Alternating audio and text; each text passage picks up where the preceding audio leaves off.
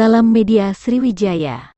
Gubernur Sumatera Selatan Haji Herman Deru bersama Kepala BBPJN 5 Wilayah Sumsel, Budi Amin dan Wali Kota Prabu Mulih, Insinyur Haji Ridho Yahya serta Forkopimda Prabu Mulih melakukan soft launching flyover Pati Galung dengan doa bersama sebagai tanda syukur dan pemecahan kendi, Senin, tanggal 5 Desember tahun 2022 pagi. Resmi dibukanya flyover Pati Galung bagi umum usai di soft launching pengoperasiannya. Mulai hari ini kendaraan telah diizinkan untuk melintas sesuai dengan aturan yang tertuang Perwako Prabu Mulih untuk perlintasan angkutan dalam kota. Peresmian fungsional flyover yang sudah tunggu-tunggu masyarakat tersebut bertepatan dengan Hari Jalan ke-77 tahun 2022.